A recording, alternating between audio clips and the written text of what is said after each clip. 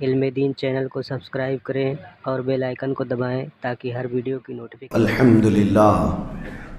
الحمد لله الحنان المنان الذي خلق الإنسان وعلمه البيان والصلاة والسلام على رسوله سيد الإنس والجان وعلى آله وأصحابه ذوي الخير والإحسان أما بعد فأعوذ بالله من الشيطان الرجيم بسم الله الرحمن الرحيم كل نفس ذائقة الموت وإنما توفون أجوركم يوم القيامة فمن زحزح عن النار وأدخل الجنة فقد فاز وما الحياة الدنيا إلا متاع الغرور صدق الله مولانا العظيم۔ بارگاہ رسالت مآب صلی اللہ تعالی علیہ وسلم میں درود پاک کا ہدیہ پیش کریں۔ اللہم صلی علی سیدنا و مولانا محمد معدن الجود والکرم وآلہ واصحابہ الکرام وابنہ الکریم وبارک وسلم صلاة دائمة سرمدا ابدا۔ عزیزان گرامی وقار، ہماری زندگیاں اللہ تبارک و تعالیٰ کی طرف سے عطا کی ہوئی ایک بہت شارٹ پیریڈ میں، تھوڑے سے لمحات میں امتحان کے میدان میں چل رہی ہیں، اور اللہ نے قرآن میں فرمایا ہے خلق الموت والحیات لیبلوکم ایکم احسن عملا۔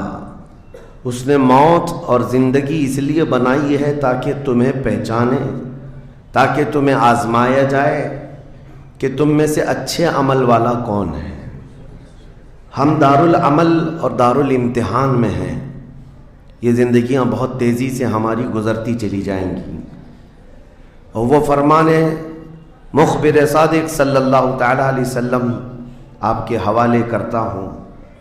حضور پاک صلی اللہ علیہ وسلم نے فرمایا ایک دور آئے گا قیامت کے قریب جب بچے جوان نظر آئیں گے اور جوان بوڑھے نظر آئیں گے۔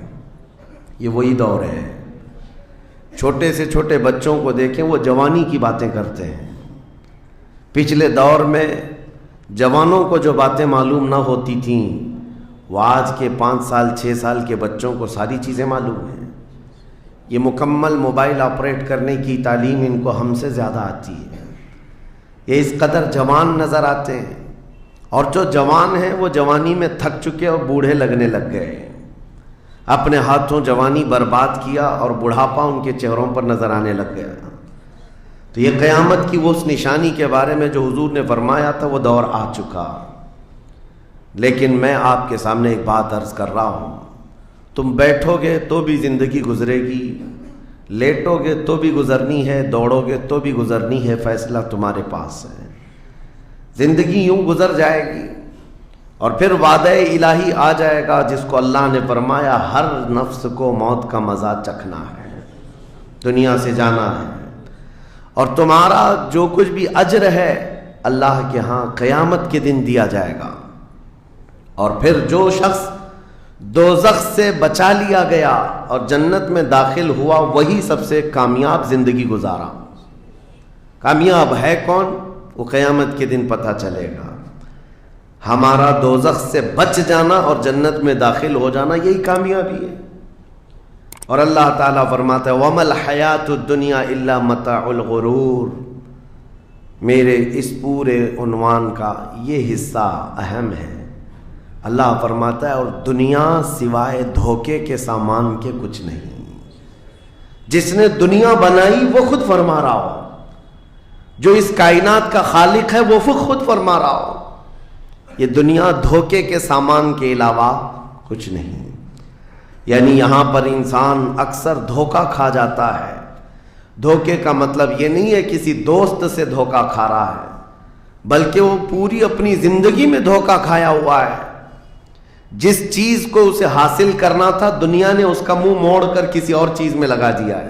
یہ دھوکہ نہیں ہے تو اور کیا ہے؟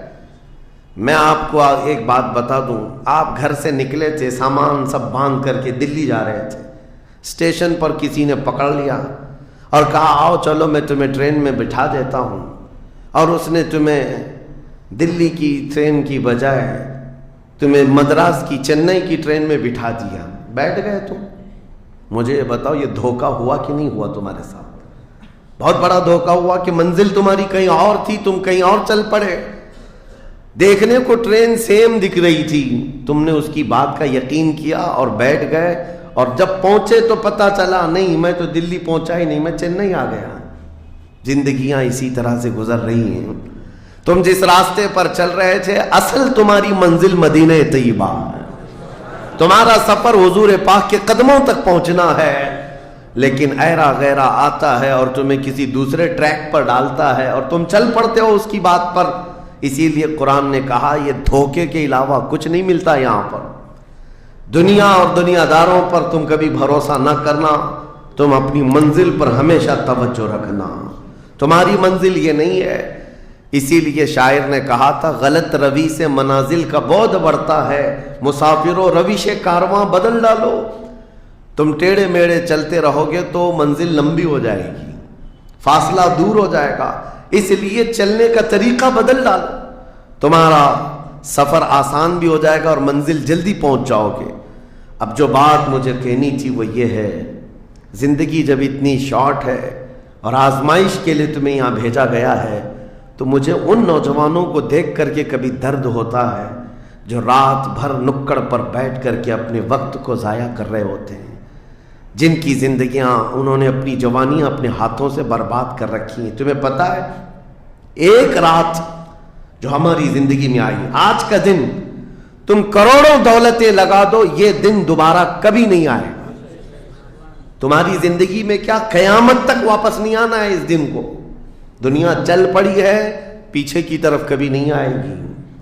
اللہ کا قانون ہے یہ جو وقت گزر رہا ہے ہمارا دوبارہ ہماری زندگی میں کبھی نہیں آنا ہے. لیکن کتنے مزے سے، کتنے ٹھاٹ باٹ سے نوجوان، ہاتھ میں کچھ نہیں، آس پاس کچھ نہیں، عمل بھی کچھ نہیں، ایسے بے فکرے ہو کر کے زندگی گزارتے ہیں. تو سوچنا پڑتا ہے جس امت کو پوری دنیا آگ میں جھلسا چکی ہو، پوری دنیا اس امت کو اپنے نشانے پر رکھی ہو، اس امت کا غیور نوجوان رات بھر گیم کھیلتے ہوئے گزارتا ہے، اسے کسی چیز کا احساس نہیں. مجھے بتاؤ کیا ہماری کیفیتیں ایسی نہیں ہو گئی ہیں جیسے برائلر چکن ہوتے ہیں، فارم مرغیاں ہوتی ہیں، ان مرغیوں میں سے قصاب کسی کو بھی پکڑتا ہے کاٹتا ہے، دوسری مرغیاں تو چرنے میں مصروف رہتی ہیں، کوئی آواز نہیں ان کی. ایک مرغی کٹی، دوسری مرغی کٹی، وہ کٹتی چلی جاتی ہیں، باقی مرغیوں کو کسی چیز کا احساس نہیں. کیا یہ زندگی گزارنے کے ایسی طریقے نہیں ہو گئے؟ آج ہمیں روز اٹھنے کے بعد ایک نیوز پہنچائی جاتی ہے کہ تمہیں کاٹا گیا، تمہیں مارا گیا. نہ جانے ہم کتنی مسجدوں کے مینار گرتے ہوئے دیکھ رہے ہیں، کتنے اولیاء کاملین کے مزارات کو جلا کر خاک کرتے ہوئے دکھائے جا رہے ہیں. اور ہمارے امت کے ساتھ ہی نہیں، بانی اسلام کی عزت کے ساتھ مذاق یہ روزانہ نہیں چل رہا ہے. یہ تمام حالات کے بعد اب مجھے فکر اس بات کی ہوتی ہے میاں جب ہمارے گھر میں جنازہ رکھا ہوتا ہے تو ہم کھانا تک نہیں بناتے چولہے پر گھر کے اندر، اور جب امت پر ایسے حالات گزر رہے ہوں تو کیا اس نوجوان کو یہ زیب دیتا ہے کہ وہ عیاشی میں رات گزارے؟ کیا اسے یہ زیب دیتا ہے کہ وہ نکڑ پر بیٹھ کر پوری رات کو تباہی کے اڈے پر گزارے؟ تمہارے ہاتھ میں تاش کے پتے، تمہارے ہاتھ میں شراب کی بوتلیں کیسے آ گئیں؟ یہ امت وہ ہے، تمہیں میں بتاؤں جنگ تبوک ایک جنگ ایسی ہے حضور پاک صلی اللہ تعالیٰ علیہ وسلم کی زندگی پاک میں 900 کلومیٹر کا فاصلہ ہے مدینہ طیبہ سے. ہوا یہ تھا کہ ایک صحابی رسول حضور صلی اللہ تعالیٰ علیہ وسلم کے قاصد بن کر جا رہے تھے، اور بیچ راستے میں ایک عیسائی بادشاہ کے گنڈوں نے اس صحابی رسول کو گرفتار کیا اور ان کو ٹکڑے ٹکڑے کر قتل کر دیا. موب لنچنگ اس زمانے میں بھی ہو رہی ہوتی. یہ خبر جیسے ہی مدینہ طیبہ پہنچی وہ لوگ ایسے نہیں تھے کہ انا للہ پڑھ کر خاموش ہو جاتے. صحابہ کرام کا جم غفیر مدینے میں جمع ہوا. عرض کیا یا رسول اللہ صلی اللہ علیہ وسلم آپ کا حکم کیا ہے؟ نبی کریم صلی اللہ تعالیٰ علیہ وسلم نے صحابہ کرام کو بھیجا. اس میں سپہ سالار کی تعداد کئی صحابہ کی تھی اور جب یہ لشکر جرار مدینہ طیبہ سے نکلا 900 کلومیٹر دور چل کر کے گئے اور وہاں جا کر کے جن لوگوں نے حضور کے ایک غلام پر ہاتھ اٹھایا تھا ان کے بخیے کھڑا کر دیے اور ان کو الٹ پلٹ کر کے آئے اور لوگوں کو یہ میسج دیا تھا کبھی حضور کے غلاموں کی طرف چھیڑخانی نہ کرنا ورنہ پورا مدینہ باہر آ جائے گا. یہ یونٹی، یہ اتحاد، ان کے اندر یہ احساس میرے آقا صلی اللہ تعالی علیہ وسلم نے پیدا کر رکھا تھا کہ کل مؤمن جسد واحد. حضور صلی اللہ تعالی علیہ وسلم نے فرمایا کہ پورا جتنے مومن ہیں وہ سب ایک جسم کی طرح ہیں، ایک جسم کی طرح ہے. اذا اشتکى عضو تداعى له سائر الجسد بالسحر والحمى. جیسے ایک پارٹ کو اگر درد ہوتا ہے تو پورے جسم میں بخار آتا ہے. مومنوں کی کیفیت یہ ہونی چاہیے، لیکن احساس دھیرے دھیرے ختم ہوتا چلا گیا. آج ہماری پستی کا ایک سبب یہ بھی بتایا جاتا ہے جس کو شاعر نے کہا تھا قوت فکر و عمل پہلے فنا ہوتی ہے جب کسی قوم کی شوکت پہ زوال آتا ہے. سوچنے سمجھنے کی صلاحیت پہلے ختم ہو جاتی ہے. آدمی سوچتا نہیں، سمجھتا نہیں، بس اپنے وقت کو ضائع کر رہا ہے، برباد کر رہا ہے، بیٹھا ہوا ہے، گپیں لگا رہا ہے. میں آپ کو بتاؤں ہماری عمروں کا احتساب ہونا چاہیے. ہماری زندگی کو گن کر کے دیکھیں کتنے سال کے ہیں ہم. 25 سال، 30 سال، 35 سال، 40 سال، اور اس کے بعد گنو ہم سے کیا ہو سکا ہے اس دنیا میں. ہم اس دنیا میں کیا کر چکے اب تک؟ ہم سے کچھ نہیں ہوا. اگر تاریخ میں آپ کو بتاؤں میرے عزیزو، آپ کو پتہ ہے اس ہندوستان کی سرزمین پر سب سے پہلے لشکر اسلام کی سپہ سالاری کرتے ہوئے آنے والا ایک نوجوان محمد بن قاسم 10,000 کا لشکر لے کر عرب سے آیا تھا اور پرچم اسلام لہرایا تھا. تاریخ میں آج بھی رقم ہے. اپنے تو اپنے پنڈتوں نے بھی اس تاریخ کو لکھا ہے. ہاں، پنڈتوں نے بھی لکھا ہے. اور یہ محمد بن قاسم 10,000 کی سپہ سالاری کے ساتھ ہندوستان میں آ کر اسلام پھیلایا. عمر کیا تھی؟ صرف 19 سال کی عمر تھی. 19 سال کی عمر میں یہ عظیم کارنامہ انجام دینے والا، انہوں نے اپنی عمر کا صحیح استعمال کیا، اپنی ایج کو برباد نہیں کیا، ضائع نہیں کیا. طارق بن زیاد جس کا یورپ بھی قائل ہے، جبل الطارق آج بھی ایک مقام ہے یورپ میں جس کو جبرالٹر کہا جاتا ہے. یہ حضرت طارق بن زیاد کے نام سے ہے. یہ پہلا سپہ سالار ہے جس نے پوری دنیا کے سامنے وہ عزم پیش کیا تھا.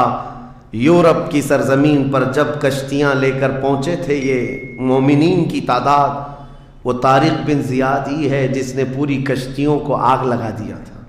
کہا تھا کہ ہم پیچھے مڑ کر جانے والوں میں سے نہیں ہیں. جتنے ساتھ آئے تھے سمندر پار کر کے، کشتیوں کا سفر تھا، کشتیاں لکڑی کی بنی ہوئی، آگ لگا دیا اور کہا اب اس عزم کے ساتھ اترو، یا تو ہماری قبر بنے گی یا تو ہمارا جھنڈا لہرائے گا. میرے عزیزو، عمر 22 سال کی تھی. طارق بن زیاد. ویڈیو کو لائک، شیئر، چینل کو سبسکرائب کریں.